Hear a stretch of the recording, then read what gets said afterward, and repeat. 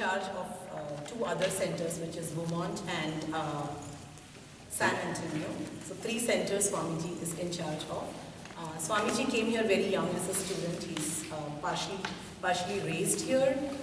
He did his engineering, his undergrad degree in engineering from University of California.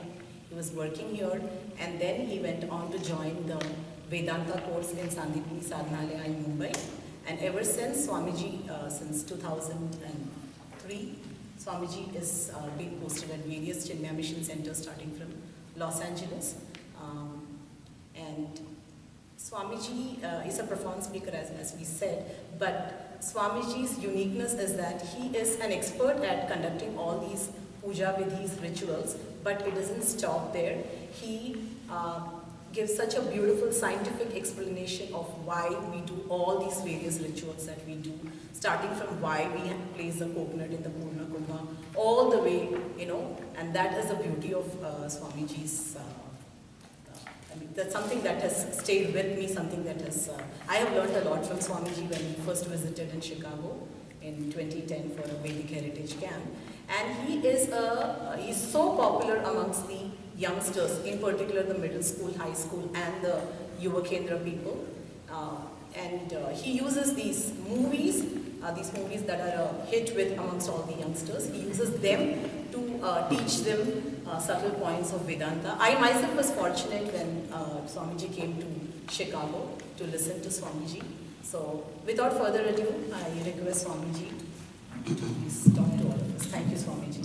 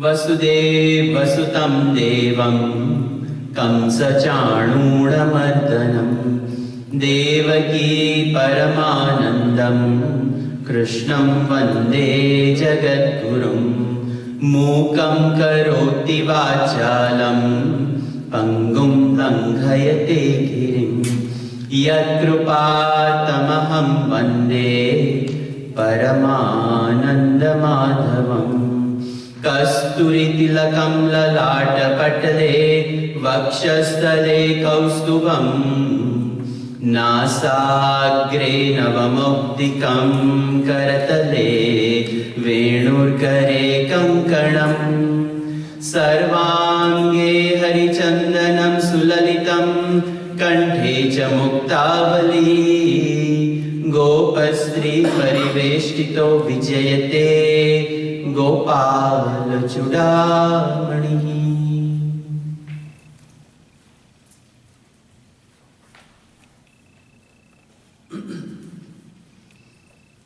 Hari Om, my namaskar and salutations to all. We are going to see chapter 3 of Bhagavad Geeta. Before I get to Bhagavad Geeta, our Bharatvarsh is blessed with so many divine souls. Since the beginning of time, human beings have populated this planet, and once in our life, each one of us comes to this question, why am I here? At least once in our life, we will question this. Why am I here? And what am I doing here? What is my purpose? And this question arises when we run into trouble in life. When everything is hunky-dory, nobody questions. When everything is going just fine in life, nobody questions. In fact, we know how to celebrate, but we quite don't know how to deal with ourselves when we break down. We know how to fix this phone when it breaks down. We know how to take care of our car. Every 5,000 miles we maintain it, we get oil check, oil change, we check various things, tires are checked. But this equipment, we do not know how to take care of it.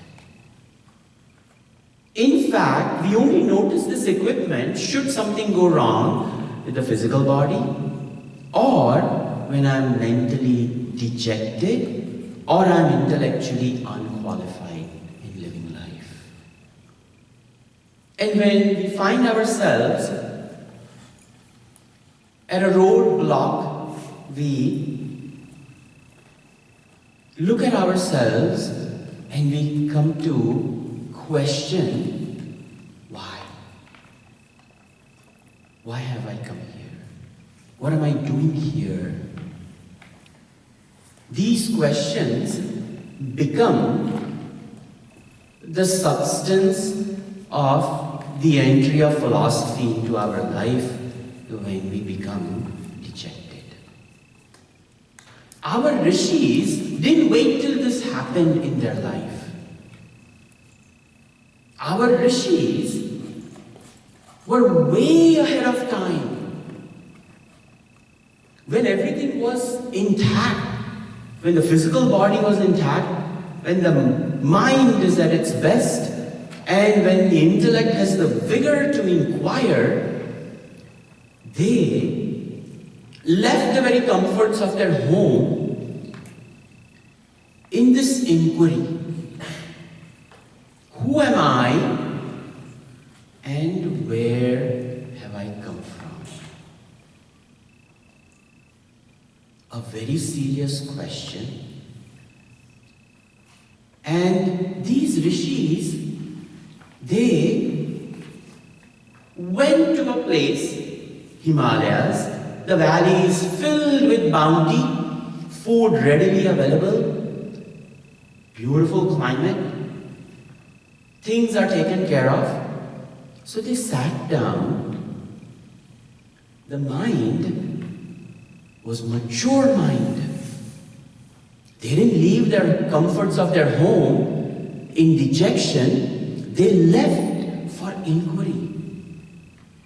So the mind is very quiet and the intellect is filled with vigor to find out, you please take care of her. I don't think she will allow it. Others are also looking at her. It's a very difficult subject. So, they left and they inquired, the mind being so quiet, they inquired, who am I? And the only laboratory they knew was their own mind. A silent mind, they dove deep into the depths of their own being, and they found out that within the pool of the mind, in the stillness, the silence reverberated with a beautiful sound. And it was a sound which revealed its presence. The Absolute spoke in many a language. In each one of these Rishi minds, the Absolute did its dance of awareness and revealed itself, and these revelations were all put together by a great soul known as Vedavyas Maharshiji. And he compiled all this literature into the 4 Vedas that we know. The 3 Vedas, Rig, Raju, Sam, and Atharvana was a later addition. And as he was compiling these Vedas, he realized that what a treasure we possess.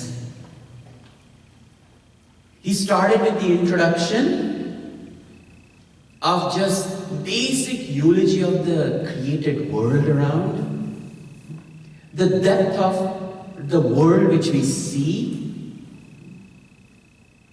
incredible spiritual practices to quieten the mind, and the 4th section known as Vedanta, to take this intellect to soaring heights of divinity, to figure out the identity of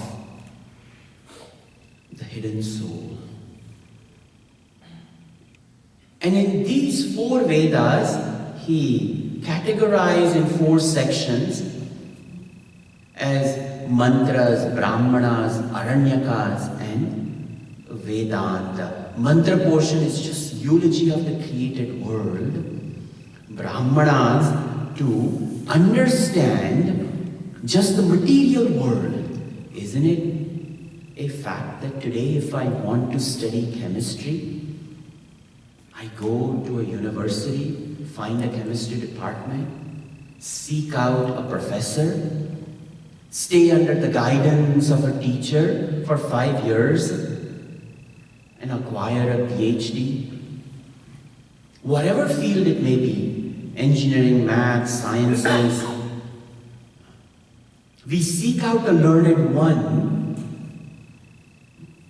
and seek the advice of the advisor, and the advisor's job is to further the cause of that field. We are not allowed to think the way I want to think, but we are allowed to think in the way the field of organic chemistry can be benefited.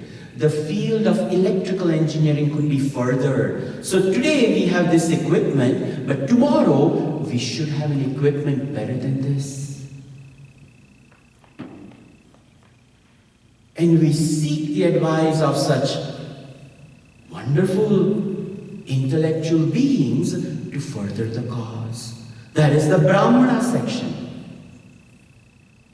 And having tilled the soil of the material world, one day, when we have had enough of this world, we figure out, what is in it for me? What have I done all these years? And the next section, Aranyakas, to take this equipment and to quieten it. Up to now, it has been very active in the field of the material world, doing research, teaching, innovations in R&D, and taking care of the next generation. The equipment is very busy. There comes a point in time when the equipment becomes exhausted. The physical body is left with no vigor, and the mind and the intellect have energy, but the physical body cannot chase. We have chased many things. And now, this equipment wants to acquire some peace.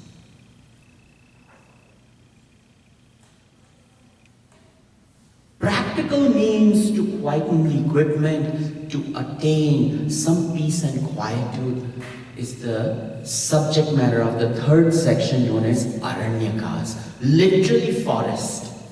One goes, even this day and age, when people are fed up of living in the Northeast, during retirement they head to Arizona, Florida, Texas. Buy an RV and just set out. So many things people do in retirement. We have a set of spiritual practices to quieten. And the last section, Vedanta, which assimilates the identity of the embodied soul and the highest. So when one has known one's self, they will leave quietly. Such is the overview of these great rishis who populated Bharatvarsh and left us an anthology of literature to know ourselves. That become a beacon to give birth to a fantastic culture where the sole purpose of the culture was to nourish this great equipment called mind, which sits between the threshold of the outer world of matter and the inner world of thoughts and ideas. It is this mind which sits between the inner world and the outer world. The interface between the two worlds, our rishis thought it is the most priceless possession that we have, and we must nurture it. So all was done to take care of this equipment. If we look at our language evolved so that the mind would not be agitated. We don't have any bad words. The grammar is so perfect in Sanskrit Bhasha that it actually elevates the mind. The language itself makes the mind want to dance. Our own music, Saregama Padanisa, even the Sapta Swaras are to take the mind from a bass low Sa to a high Sa. To evolve the mind. Our dance. Each one of the piece that the girl who ascends the stage on the Arangetram does the invocation, mantram, varnam, abhinaya, each one of these things, then she enters the stage and dances for Bhagavan. And the last thing she does is Tillana, the joy of the soul, when it has danced out its energy. Even there is Advaitam in dance, in music. Our clothing, incapable of igniting any kamana in anybody, it is covered from head to toe. Sattvic food, vegetarianism, so many things. The whole culture evolved to take an embodied soul of perceiver, feeler, thinker, trapped in the pool of mind and the intellect, to be released by assimilating its identity with the higher. And such was what our rishis left us. When Vedyas Maharshiji saw this. He danced with joy and he said, I need to preserve this because there will come a point in time when people will not know what is in Vedas. He composed 18 Puranas for the lowest type of people. Some stories were told to elevate them. Then, to further bring them to the path of righteousness, nobility, he told one massive story and calls it Mahabharata, where every single mind is at war. There is not a perfect being. Even Krishna is criticized and cursed. Then what to talk about the worst person? Duryodhana, Dushasana, Shakuni, Shishupal. Such horrible personalities are there. And such divine personalities where Bhishma sacrifices his life so that father can enjoy. What an evolved son, that the son gives up the comfort of life so that father can enjoy. Who can find a family where the children in nature and quality excel parents? We find such a soul in Bhishma Mahapita.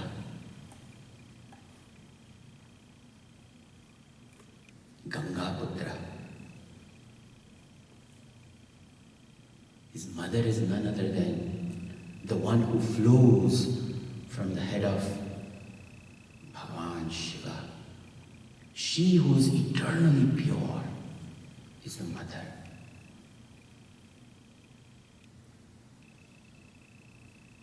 So we see he composes this massive textbook Mahabharata, and within the center of it places the essence of the entire Vedic lore, Bhagavad Geeta.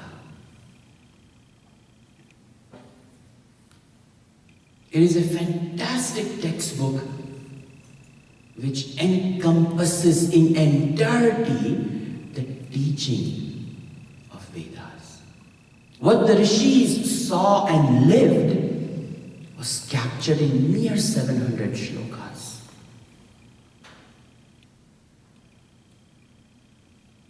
And for the ones who are prepared, he composed a great textbook called Brahma Sutra, the essence of the vision of Vedas.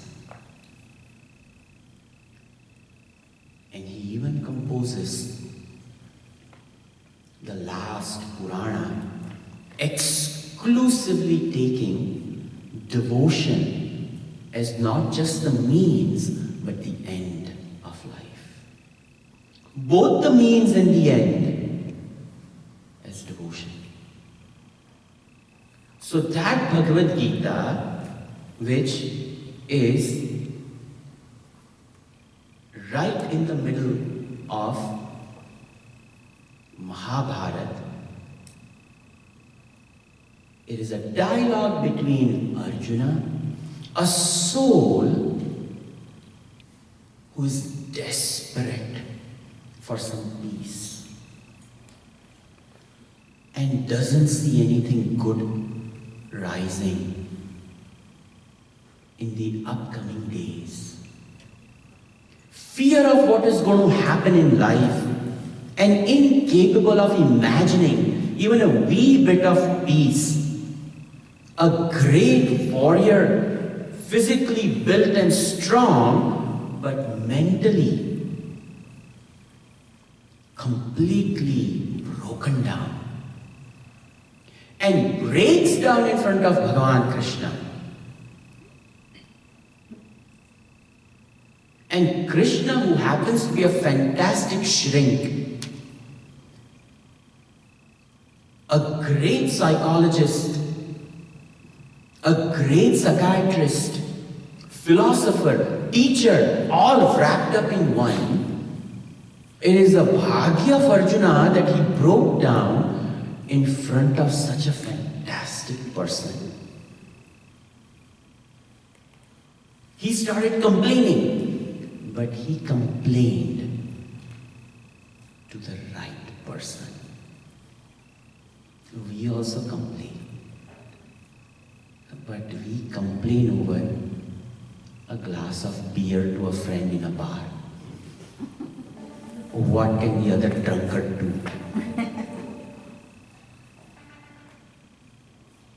Even that bartender has heard many a stories. People come over there and drink their problems off and unload all types of problems. That man takes pity. Here's one more, take it. माया का भांग पीकर और भी P low, बस गुम हो जाओ ये माया जगत में. That is not a way out.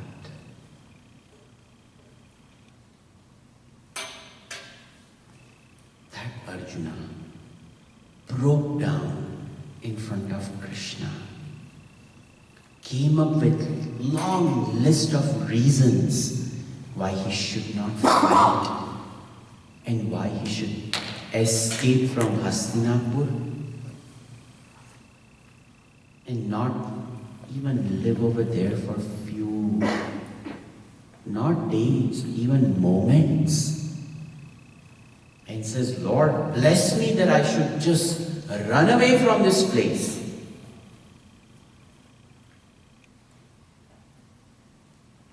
And Bhagavan Krishna, like a fantastic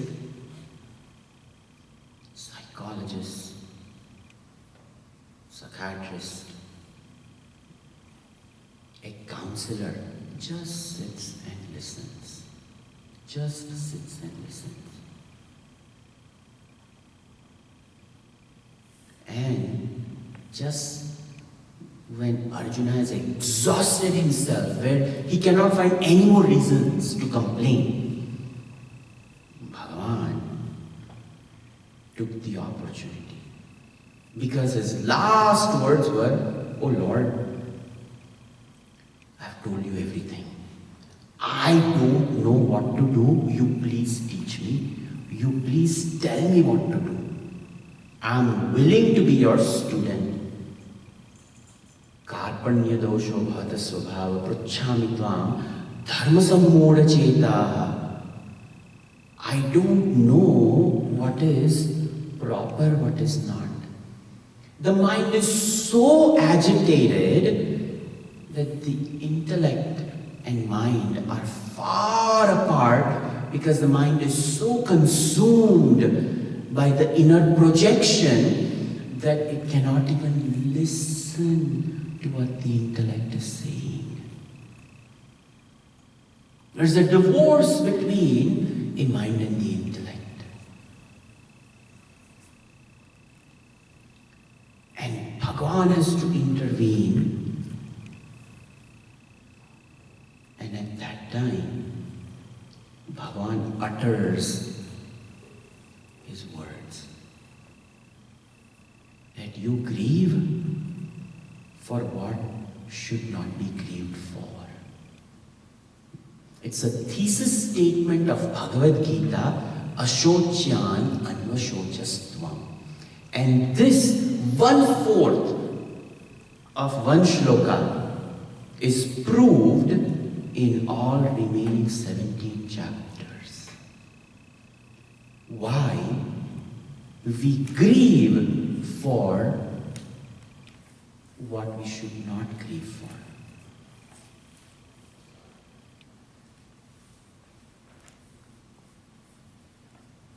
We amplify our problems. The mind has acquired bachelor's, master's, PhD degree in amplifying situations. We are masters of projecting illusion. Ek to we live in this illusory world, We take the illusory problem and we square it. And we think about it, worry about it, and anxiety builds. And that one problem we brood over until we see over here blood pressure, sugar, anxiety. Even Prozac doesn't work. Poor shrink. What can a psychiatrist do? So then we go to another one, because this one has heard everything, has given every drug, hoping that the second psychiatrist will be better. These problems get dumped over here at the physical level.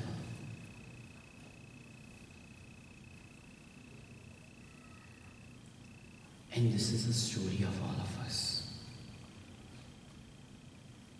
So Bhagavan intervenes. And in every chapter, he proves to us why we grieve for what we should not grieve. He never says that there is no grief. Grief is there. But we choose to suffer. Grief is there in all of us. Suffering is optional. We make it our number one job to suffer, and then we complain.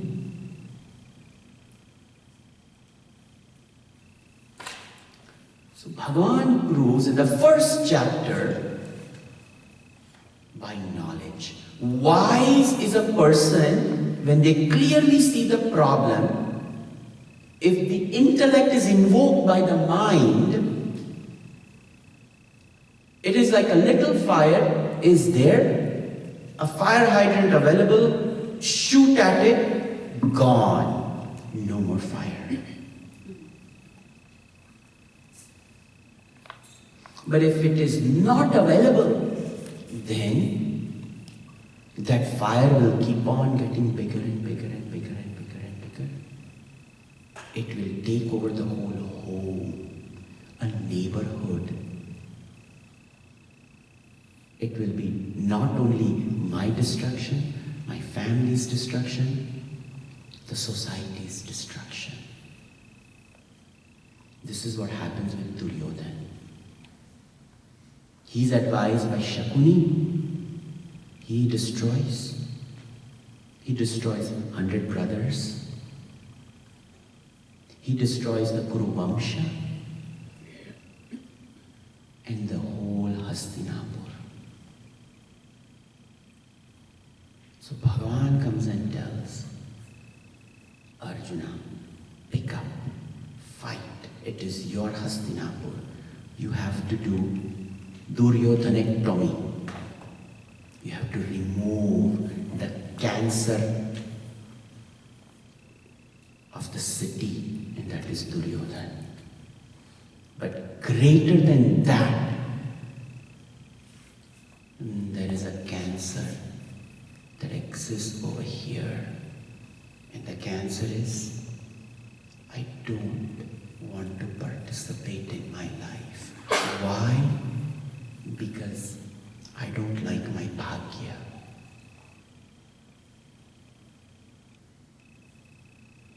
We always look at the Joneses next door and we appreciate what they have and we don't like what we have. We are always wanting to compare to the next person. I don't earn enough. My car is not better. My home is not big enough. My 401k is not big. My investments are not right. My children, ayayyo. Wife could be better.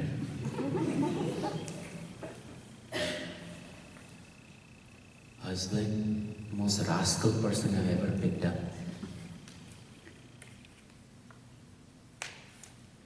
complain, oh complain. Then, very difficult to come out.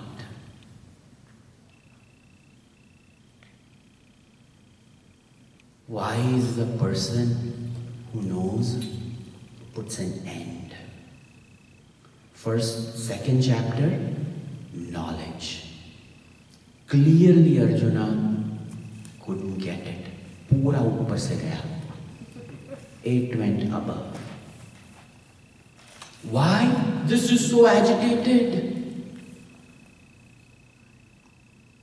Why? I'm not a good enough Kshatriya. What if I lose?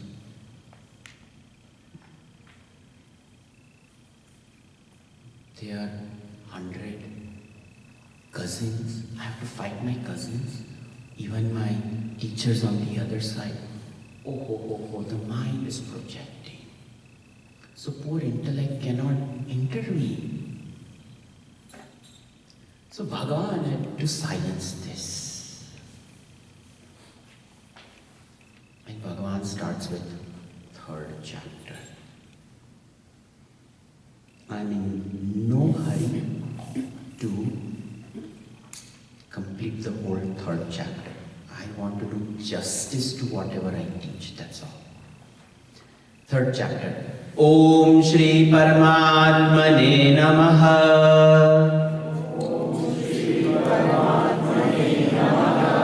Atha Trutiyodhyayah.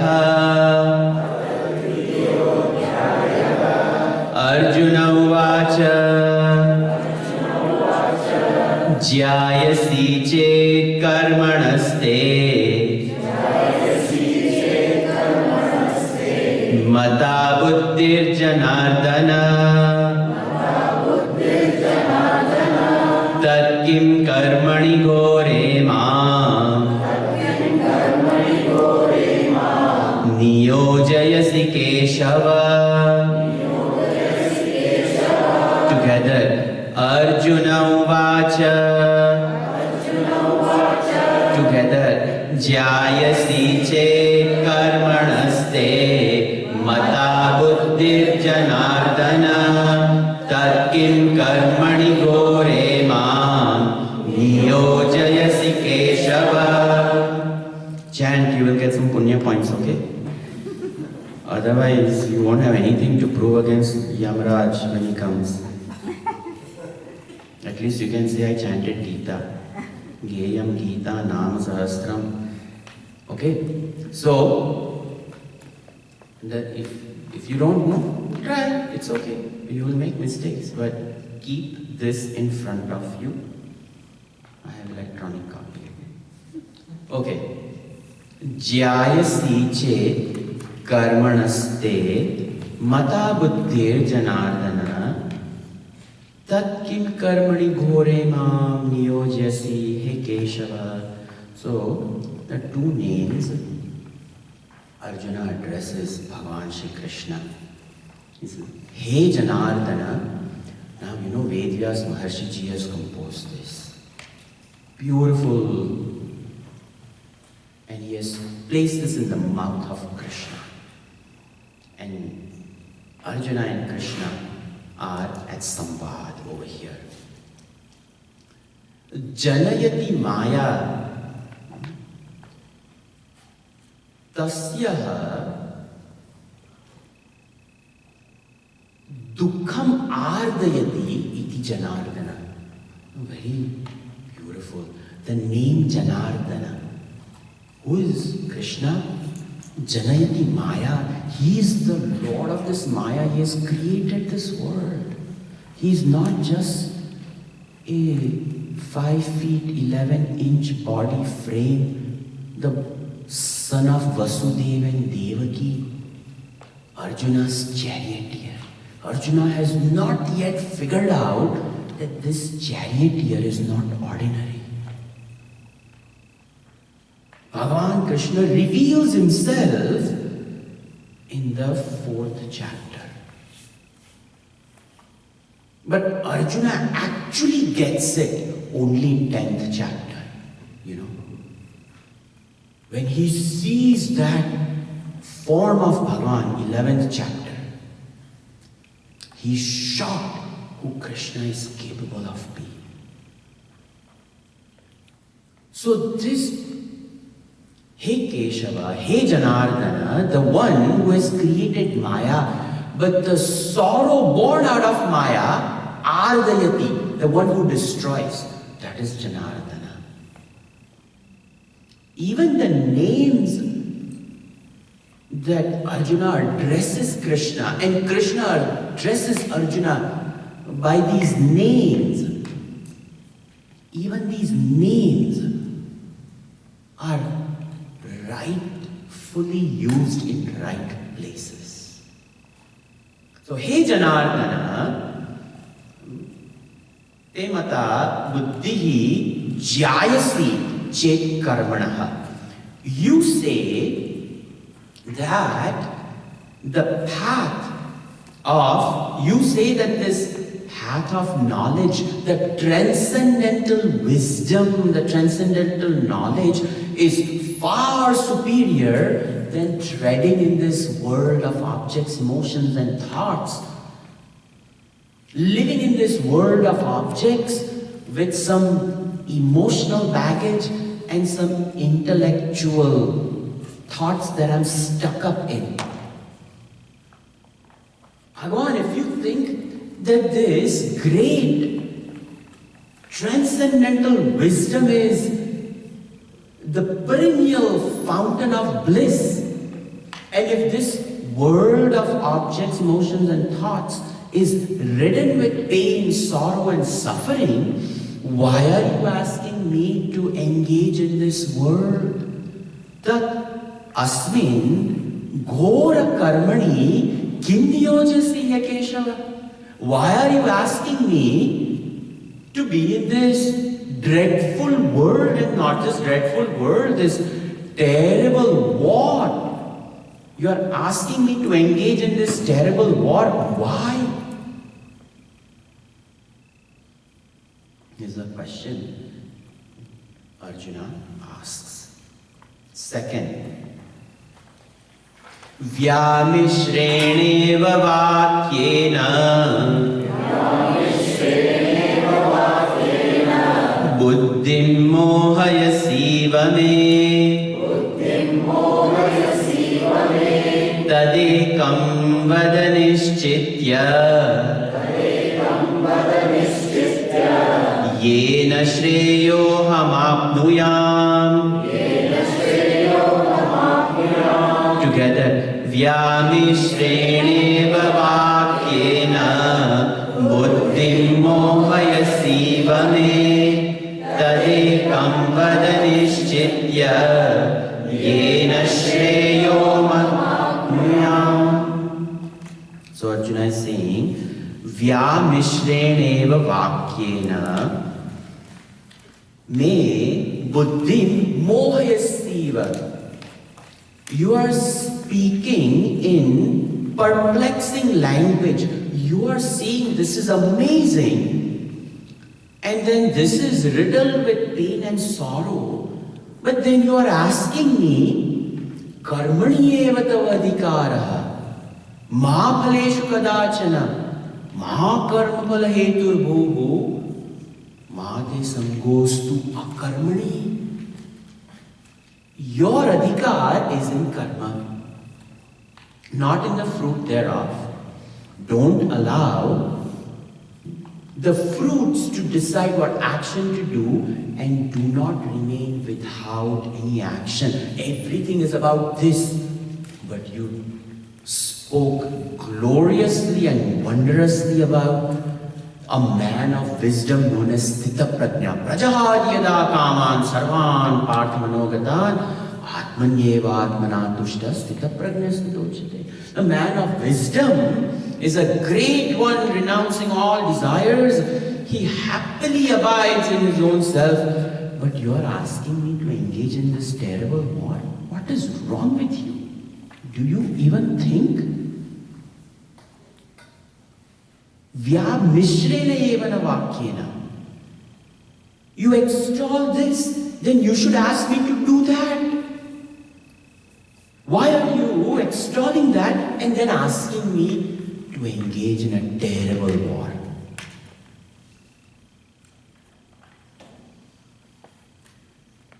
Your language is like khichdi, rice and dal both together.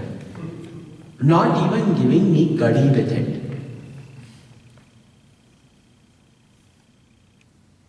Vyamishreneva, mixture. It is neither dal nor rice, khichdi, pongal.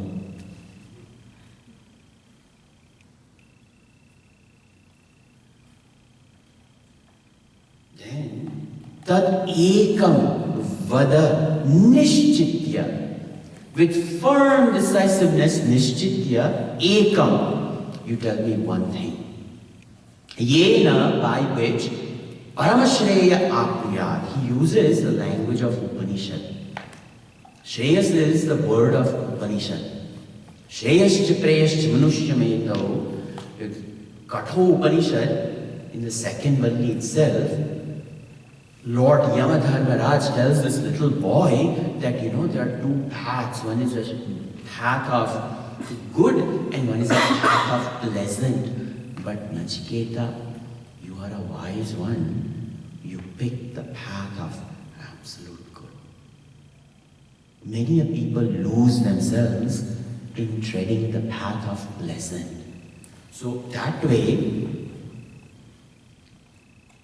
Bhagavan Shri Krishna, Arjuna is saying, Bhagavan, Eka Vada, Tadekam Vada Nishchitya, with firm decisiveness. Don't give me two different things.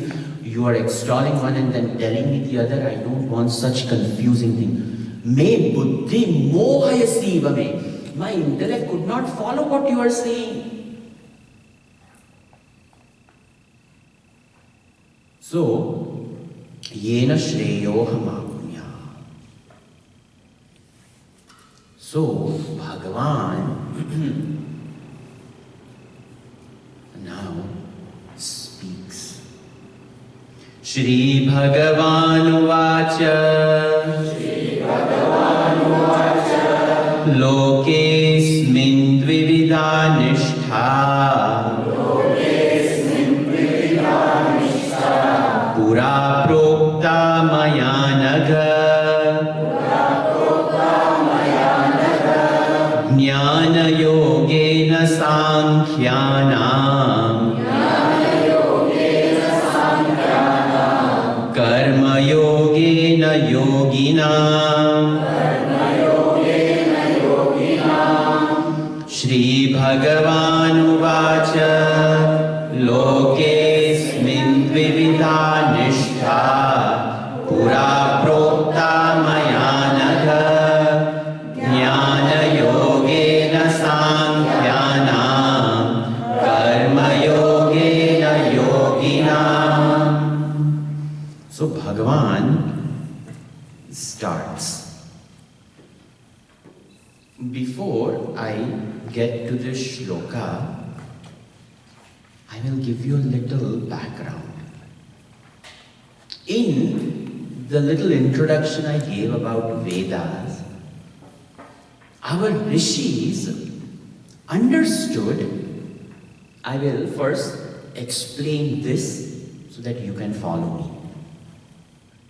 This bee is a physical body that we have. And the mind, like I said, is the interface between the very subtle intellect and a gross body. Mind is the interface. And with the body, I perceive the world of objects. With the mind, I feel the world of emotions. And with the intellect, I think the world of thoughts.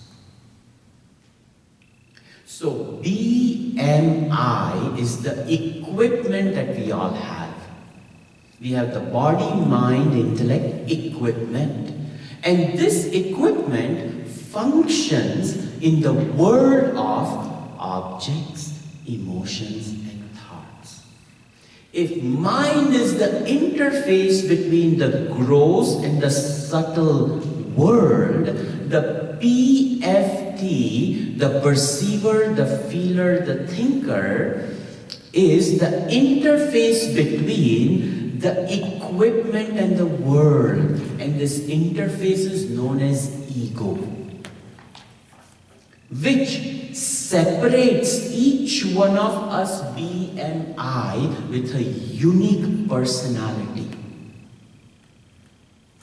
So this is the interface between the gross and the subtle, and the ego is the interface between the equipment and the world, and it is the ego which signs its signature on the equipment. Because we all have the same equipment, but we use the equipment in a very different way, and that is because of this PFT. So the gross body is referred to as a sthula sharira, gross body. Then there is a subtle body called sukshma sharira, subtle body.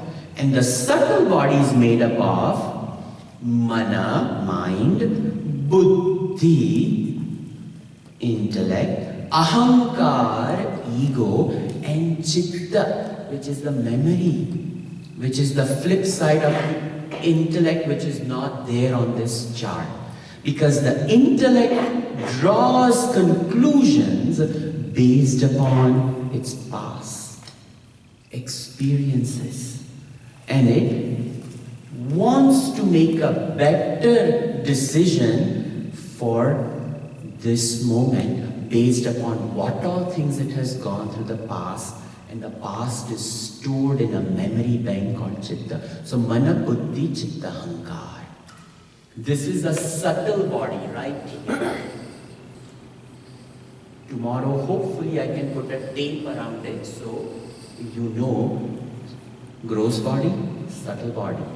Now there is a third body called causal body, the software which we are all born with. And this V is the software. It is the tendencies, ideologies, desires that we have accumulated in our innumerable past births. Every single thing that we have done, we have captured its memory. If we can fantastically capture our history in 0 and 1 binary in here, certainly God has devised a fantastic way. We cannot fool Bhagavan, we cannot fool Yama. Every single thing we have done since beginningless time up till this breath is recorded over here. And we are accountable for it. So, gross body, subtle body, and causal body, because it is a cause of what I go through today. And what I will go through next moment, in the next 5 minutes, today, tomorrow, and however number of days remaining up here. Everything is captured. So, gross body, subtle body, causal body, equipment, the interface ego, interface between the equipment and the world, the outside world of objects, and the inside world of emotions and thoughts. This chart was developed by our Gurudev when he was learning with his own Guru, Swami Taponam. Swami Taponam was such a strict Swamiji. He said, I will teach you, but whatever I taught yesterday, you should give me a 5-minute perfect summary, and the day you could not give me the summary of what I taught yesterday, you go your way, I will go my way. So Gurudev had to devise a way to remember Vedanta, and he created this chart to make Bhagavad Geeta and Upanishad easy to remember. This is absolute truth, transcendental truth, the capital S self, and this is the small s self. And the purpose of the teachings of Vedas is to regain our identity that the small s is in fact nothing but capital S self. That is the Mahavakya called Tat Tvam Asi. Tat Tvam Asi, equal sign. How is that possible? When we drop all our baggage. And that consciousness, which when it shines in this matter pool, that reflection is the egocentric personality. I will explain how this jiva is formed. You know, thousands of years ago in India, there are caves called Ajanta and Ellora caves. Some of you may have seen it. It's in Maharashtra. Those caves are carved deep into the canyon. And we are talking about days when electricity was not there. Forget about electricity. Even a torch was not yet there, because they didn't have fuel to fuel the torches. But these caves are fantastically carved. So how did they carve? In those days, what they did is they took huge sheet of copper and they shined the surface with tamarind. It was available, it grew. And they had found a way to distill copper and create plates. That was the initial states of mirror. So the surface was shining with tamarind, and they placed that copper plate at an angle. So the sunlight could fall on the copper plate and the reflection was casted into the caves. Now there was light in the cave and they could carve.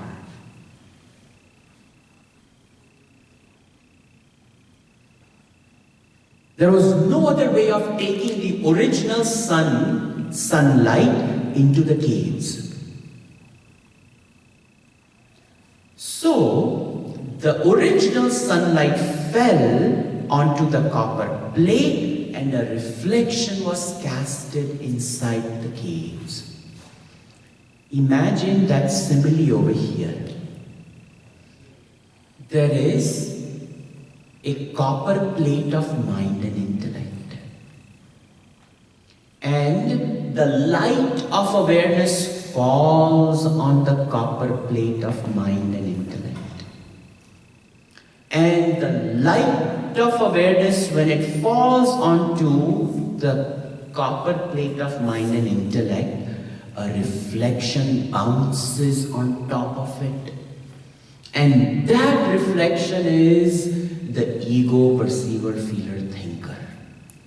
Now that ego, when it is casted into the wall, it owns up that piece of wall and says, my wall and my reflection.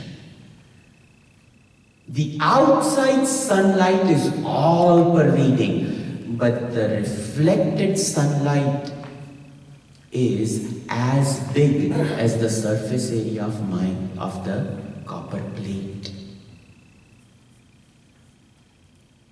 So this perceiver, feeler, thinker, its reflection is as big as mind and intellect. Yet its source is infinite. So when this ego understands that in reality it is only a reflection, it merges into this equipment, all this is matter, then in fact it realizes, I am that. So the reflective sunlight in the cave realizes its source as the original, that I am not confined to this little area in the cave. In fact, I am all pervading. In fact, the reflection in the cave is known only in the presence of the sunlight, because there is ambient light.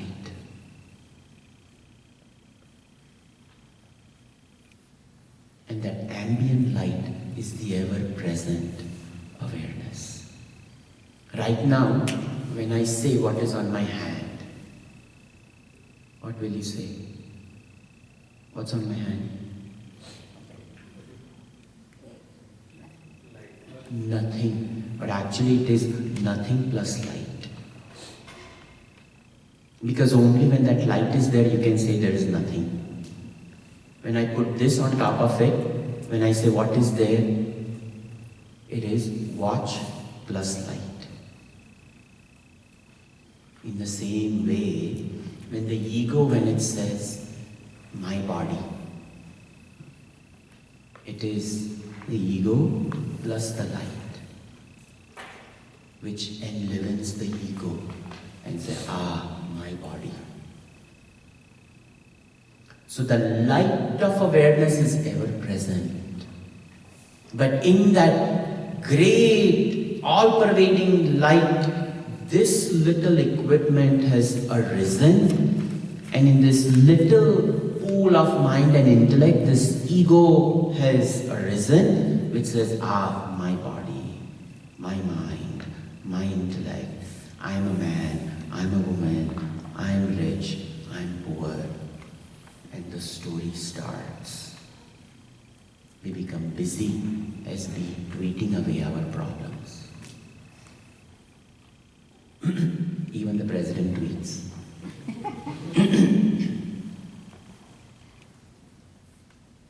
We are ready to give our 2 cents worth of opinion. Whatever we eat, that also we have to. And then everybody knows, you are eating in this restaurant? Last week I went and I found cockroach. And now you're looking at that plate and, is there a cockroach or a mirpakai?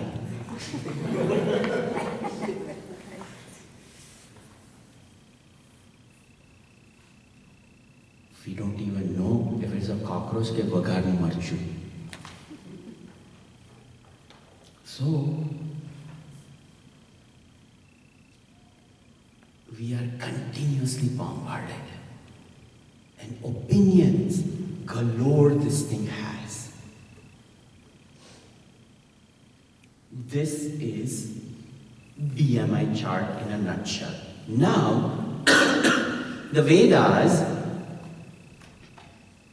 sole purpose is to resolve the identity of this jiva with the Absolute. That is the only subject matter of Vedas. If anybody asks you what is in the Vedas, Jiva Brahma Aikyam, bas. to resolve our identity. We are confused people walking around thinking, having a notion of understanding of who we are. And our understanding is based upon this birth rate. And then we get sad, you didn't remember my birth rate. And then the intellect comes and says, you gave me the same flowers last year. Can you not even remember a different gift to give me? This is our story.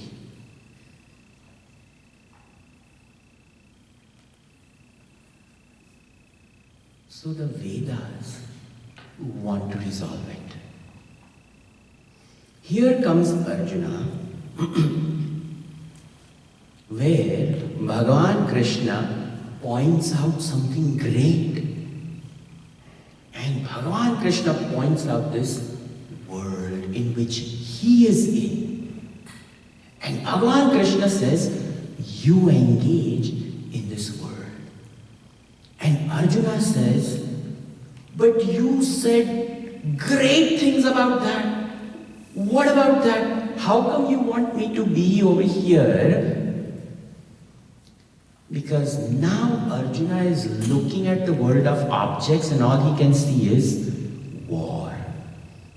He's looking at his own mind and the emotion. Instead of virya, he's scared. Fear. He's looking at his intellect and he's confused.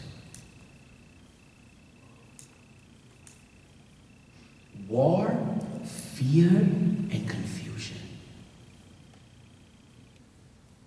Midlife crisis.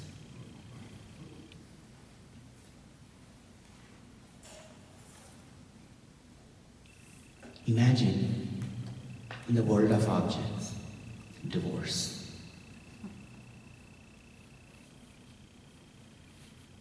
A couple decides we are not compatible. There are 2 children.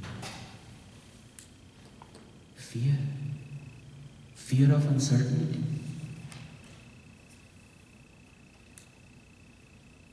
What is the next step do I take? Will you imagine? These are everyday things.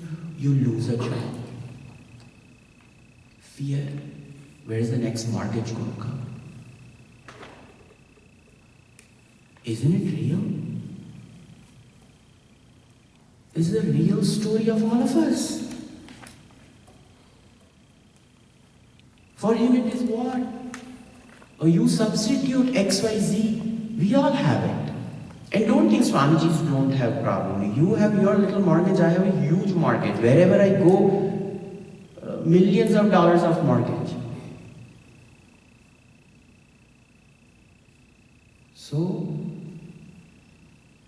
nobody is exempt from the problems of the material world. We all have problems, and we all have to deal with them.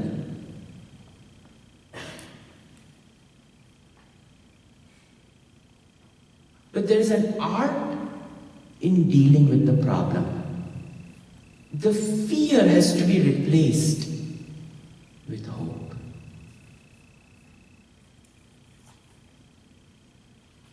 And the confusion has to be replaced with understanding.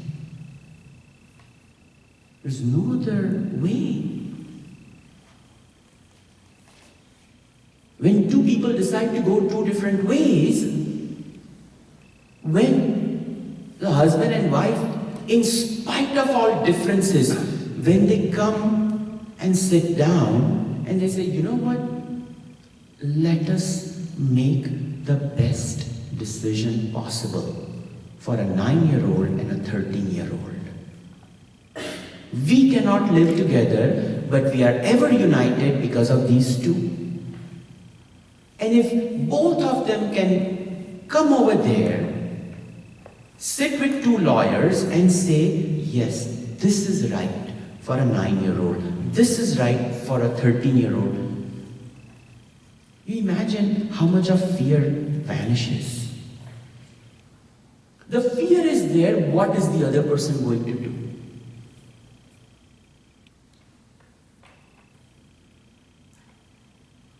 I have so many kids in Bal Vihar. One weekend mom will bring, the other weekend dad will bring. Don't think this is a problem of this society. Just because we are from India, that doesn't mean we are immune to all the societal problems. We have the same problems. Even more hushed up. The crows are black everywhere. Thus there was Bhagavad Geeta in Mahabharata.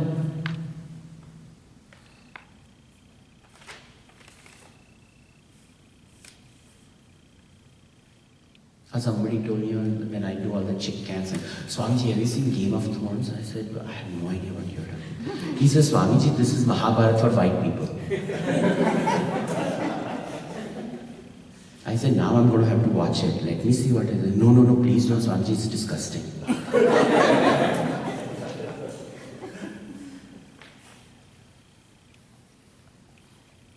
But this is what we have to do.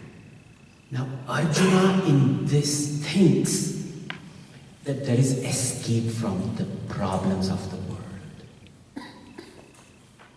And Arjuna knows that in our culture, there exists something known as sannyas.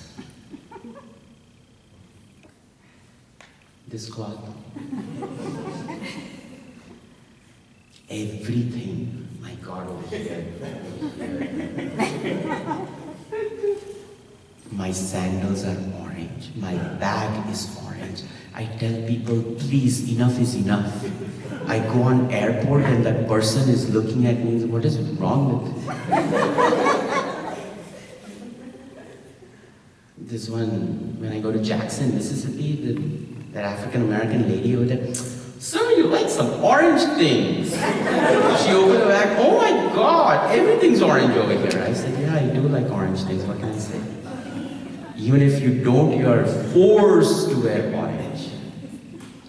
People have gifted me pens which are orange. A notepad orange. I said, enough! But our culture, when they see this robe, there is an amount of respect for it, if not reverence. The ones who know have reverence. But a general person in India, if I were in a train or a bus or anything, they treat me differently. When I'm flying over here, not much, because they don't have that as part of the culture, the society. But our society was divided into Varga Ashrama, Brahmacharya, Grahasthashram, Vanaprastha, and Sannyas Ashram. And Sannyas Ashram was an ashram where you could abstain from all process of life.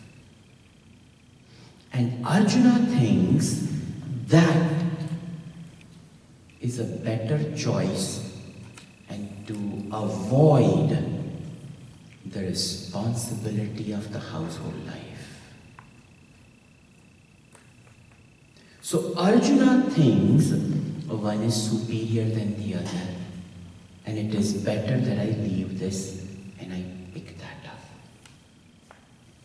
Now Arjuna thinks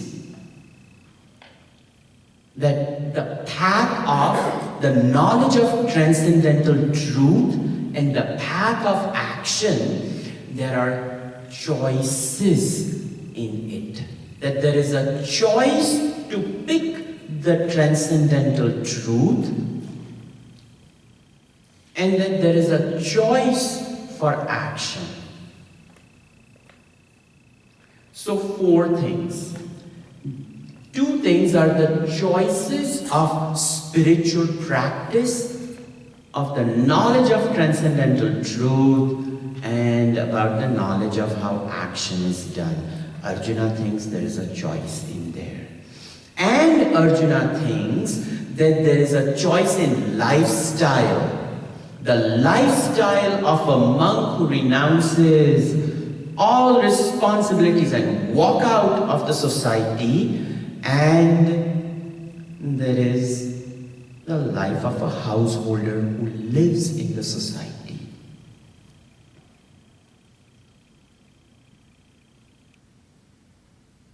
Now comes Bhagavad Gita, and it gives proper understanding of these 4 things. Bhagavad Gita says, when it comes to lifestyle,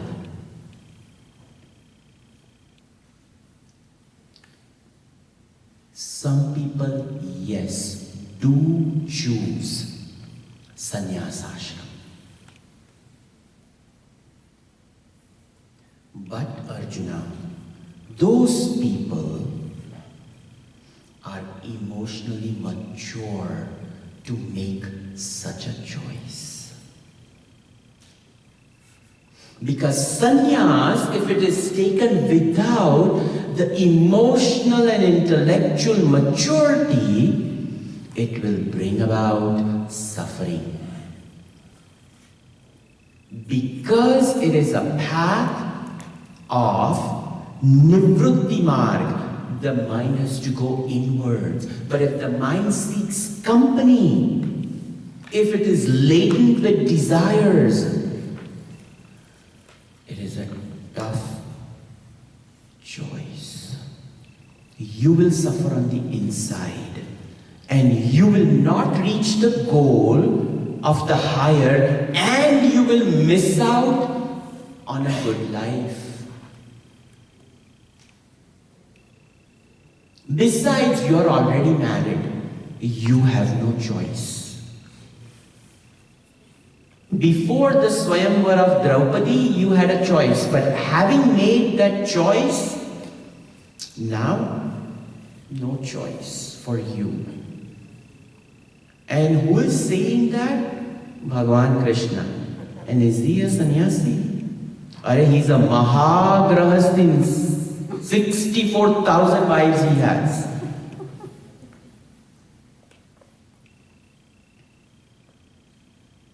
So, Bhagavan Krishna, he's saying the path of a householder's life is what I recommend for you. Besides, my recommendation is nothing because you already made that choice, you're married. So why sannyas? Now, the choice of spiritual practice. Each one of us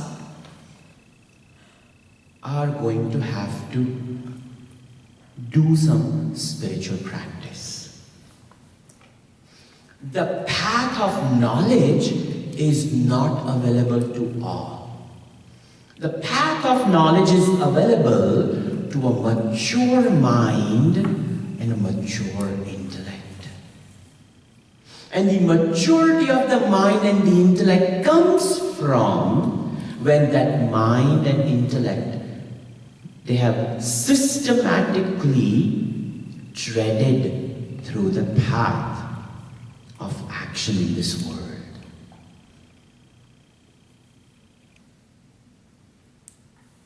When a little toddler is growing up, a little baby starts crawling.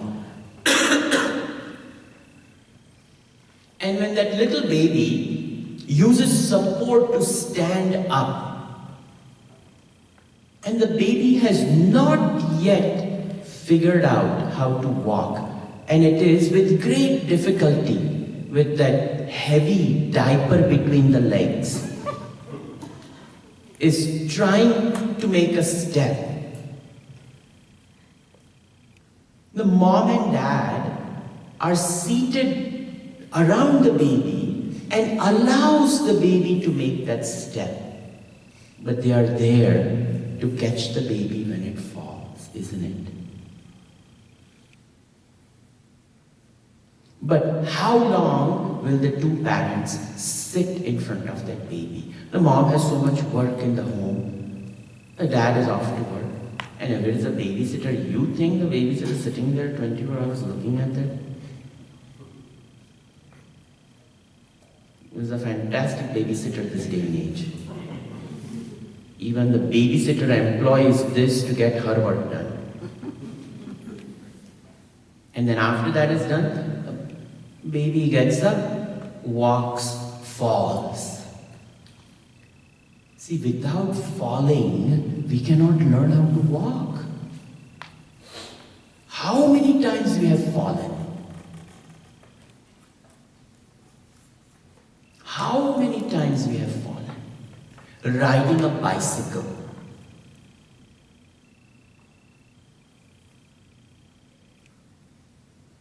Initially when we learn, the training wheels are there. Oh, you cannot keep those training wheels forever.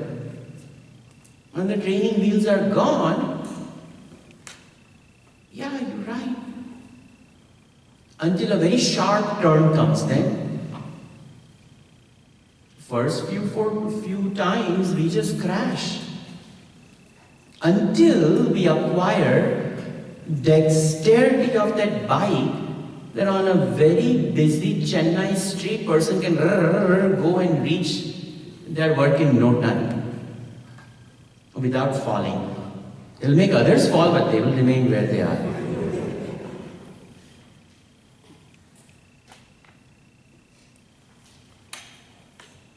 So, the work of the path of karma prepares us mentally and intellectually.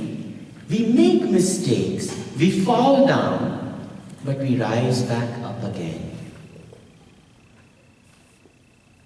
With simple karma. But when we time and again engage in action, we acquire dexterity over action.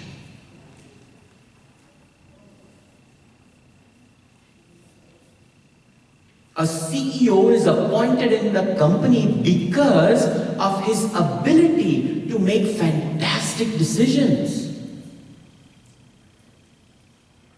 That's why that CEO is praised, is paid. He's a fantastic decision maker. So that intellect acquires great amount of dexterity. Takes a little company, makes the company bigger. And further, jumps to another bigger company, yet making it even bigger. And this is how the intellect expands its horizon of knowledge in the material world. In the spiritual world?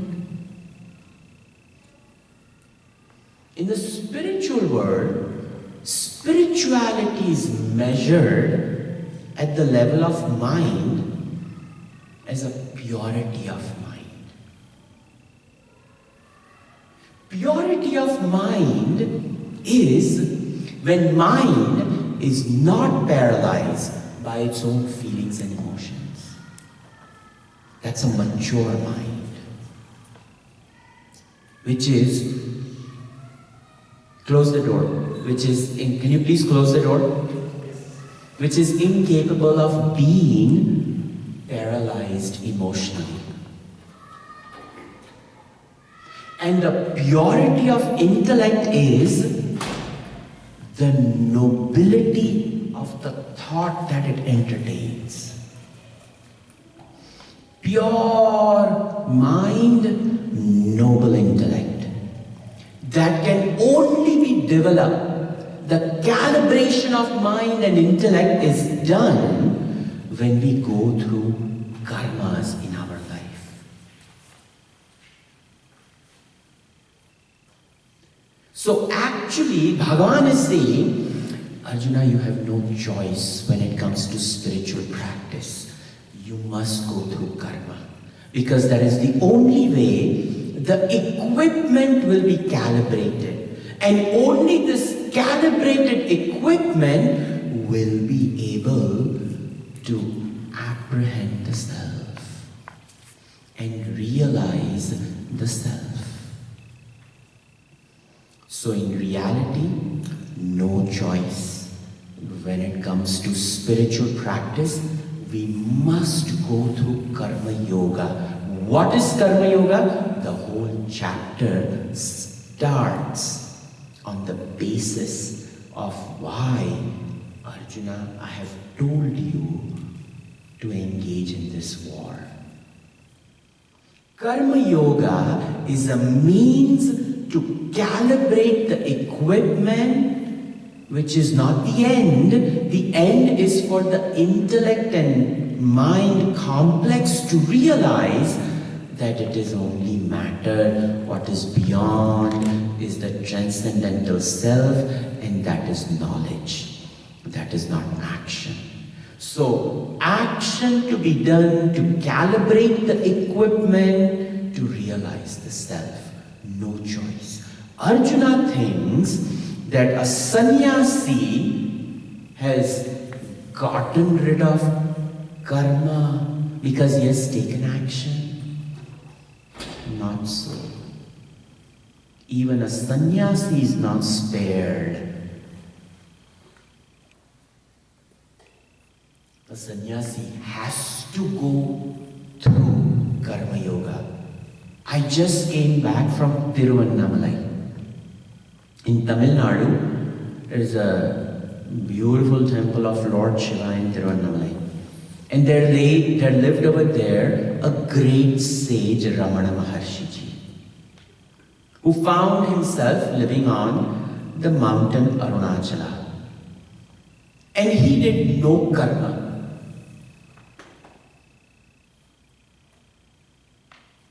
In February, when I was over there, I was climbing that mountain wanting to go to the Virupaksha cave where he meditated. And I found myself listening to all types of languages of this planet except Tamil. I said, what is this? German, Dutch, French, English, Chinese, Japanese. People flocked over there from all around the world who have read about Ramana Maharshiji, wanting to copy what that man did, which is quietly sitting and meditating. Now, who has the mind to meditate like Ramana Maharshiji for 6 months? When the anthill builds its nest and starts eating at the flesh, he is unperturbed. We go over there with hundreds of pillows, REI gear, nice Gatorade, and we sit for a perfect moment where something is going to happen in Virupaksha cave that when I stand up, I will be a Ramana.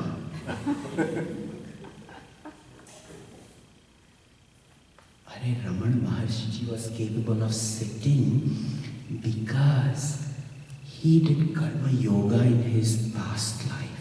This life was simply a little bhagya for him only to meditate on Shiva. His karma was done. We cannot copy Ramana Maharshiji. There is only one Ramana. One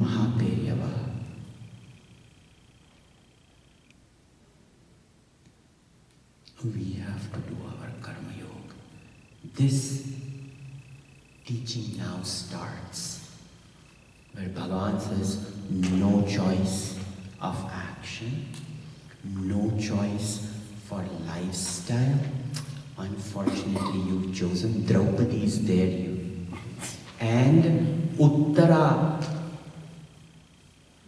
your daughter-in-law, she's pregnant and you want to take sannyas? Are Murak, stay over here.